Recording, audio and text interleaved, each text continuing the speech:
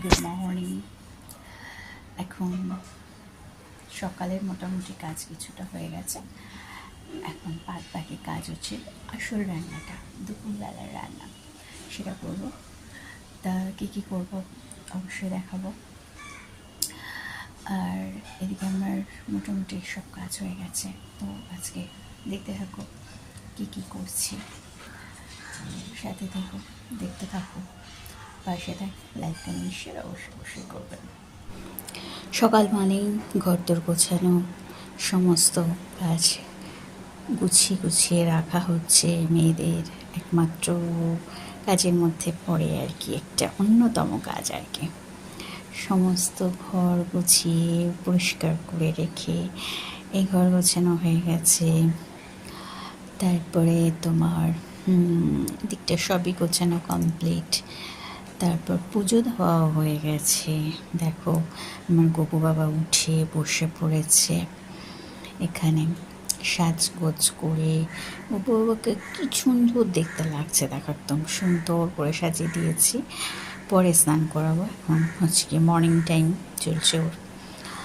সমস্ত পুজো দেওয়া কমপ্লিট, সবাইকে সাজগোজ করানো হয়ে গেছে।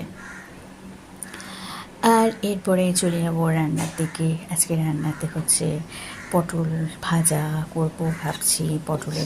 দই পটল রান্না করবো। এঁচোড়টা রয়েছে, শুকিয়ে যাচ্ছে, এঁচোড় করতে হবে। পটল ভেজে ফেলেছি। আর এইটা হচ্ছে কি স্পেশাল আইডিয়া, সমস্ত কিছু রান্নার সময় এবং কাপড় দিয়ে ঢেকে ফেলা, যত রান্নার ঘরে জিনিস আছে, তাহলে আর তেল ছিটিটা পড়বে না। রান্না হয়ে গেলে সব উঠিয়ে নেবো, তাহলেই হয়ে যাবে। দেখো পটল ভাজাগুলো হয়ে গেছে। এদিকে চিয়া সিডস ভিজিয়ে দিয়েছি, জলটা খেতে হবে।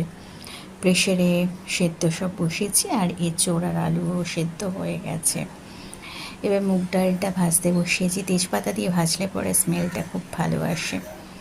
তা ভাজা হয়ে গেছে। আজকে মাছের মাথা দিয়ে মুগ ডাল করবো। পেঁয়াজ সব কাটা কমপ্লিট। আলুর তরকারি হয়ে গেছে। দই পটলটাও মোটামুটি হয়ে গেছে রান্না। এবারে এঁচোড় রান্না হচ্ছে। এঁচোড় ফাইনালি নেমে গেছে, বাটিতে বসে গেছে। পটল ভাজা, আর এদিকে হচ্ছে দই পটলটাও রান্না হয়ে গেছে।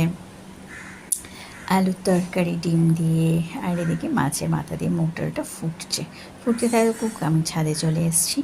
ছাদের শিম গাছটাতে অনেক ফুল এসছে, কটা শিম তুলেছি এই অদিনে, এখন আবার শিম হচ্ছে। তারপর টমেটো গাছটাতেও ফুল এসেছে, দেখাচ্ছি। শিম গাছে শিম খুঁজছে আছে কিনা, কদিন আগে তুলেছি, এখন আর শিম নেই। এখন ফুলগুলো এসছে, এবার হবে আর কি, বেশ সুন্দর শিমগুলো হয়। এগুলো সবই কিন্তু আমি ফ্লিপকার্ট থেকে দানা